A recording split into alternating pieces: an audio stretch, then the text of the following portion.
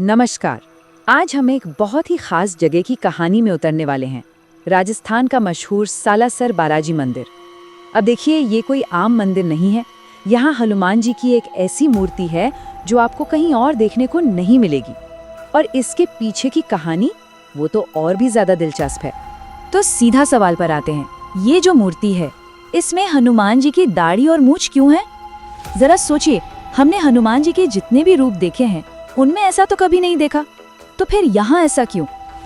इसका जवाब किसी किताब में नहीं, बल्कि एक भक्त की अटूट आस्था की कहानी में छिपा है। जी हाँ, ये कोई साधारण ऐतिहासिक किस्सा नहीं है। ये तो भक्ति और विश्वास की एक ऐसी दास्तां है जो हमें लगभग 350 साल पीछे ले जाती है। तो चलिए इस कहानी में गहरे उतरते हैं। और हाँ, ये कहानी किसी राजा महाराजा या किसी बड़ी लड़ाई की नहीं है। नहीं, ये तो एक सीधे साधे इंसान और उसकी असाधारण भक्ति की कहानी है। तो कहानी के मुख्य किरदार हैं मोहनदास, एक ऐसा नौजवान जो बचपन से ही हनुमान जी की भक्ति में डूबा रहता था।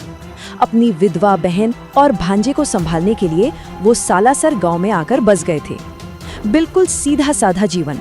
और यहीं सालासर में ही मोहनदास की जिंदगी एक नया मोड़ लेने वाली थी। उन्हें कुछ कह सकते हैं अजीब से संकेत मिलने शुरू हुए। और मोहनदास के लिए ये कोई इत्तेफाक नहीं था, ये तो सीधा ऊपर वाले का बुलावा था। तो हुआ क्या, जरा समझिए।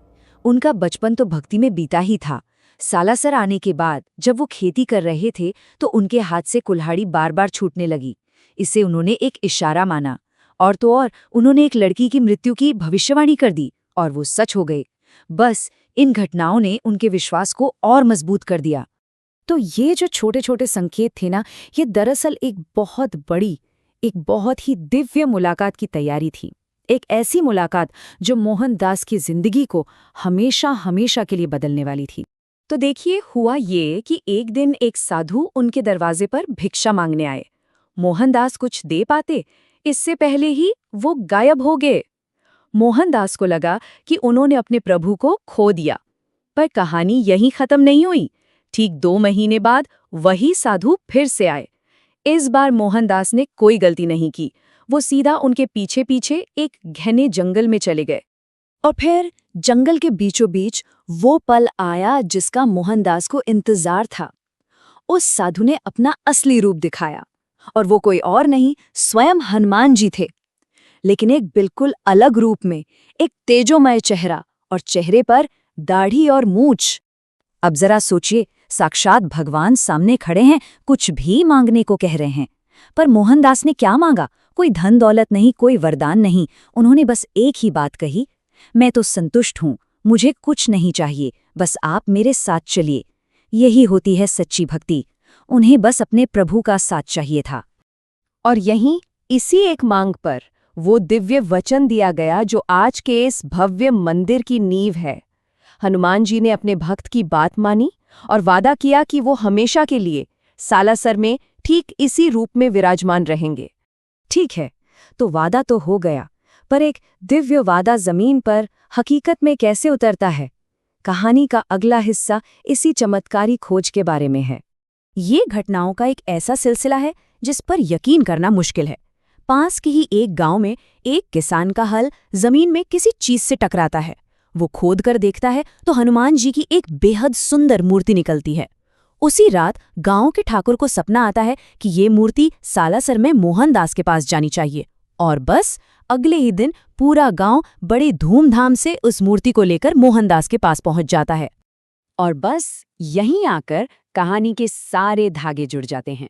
वो दिव्य वादा भी पूरा होता है, और हमारा जो शुरुआती सवाल था उसका जवाब भी मिलता है। तो ये है वो जवाब। सालासर बालाजी की मूर्ति में दाढ़ी और मूंछ क्यों है? क्योंकि हनुमान जी ने अपने परम भक्त मोहनदास को ठीक बिल्कुल इसी रूप में दर्शन दिए थे। ये मूर्ति कोई कल्पना नहीं है, ये उस दिव्य मुलाकात का जीता जागता सबूत है, पत्थर में उकेरी हुई एक विरासत।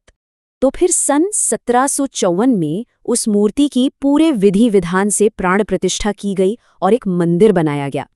मोहनदास ने ये भी पक्का किया कि उनकी ये विरासत आगे भी चलती रहे, इसलिए उन्होंने मंदिर की जिम्मेदारी अपने भांजे उदयराम को सौंप दी। और आखिर में एक ऐसी बात जो इस पूरी कहानी को आज भी जिंदा रखती है।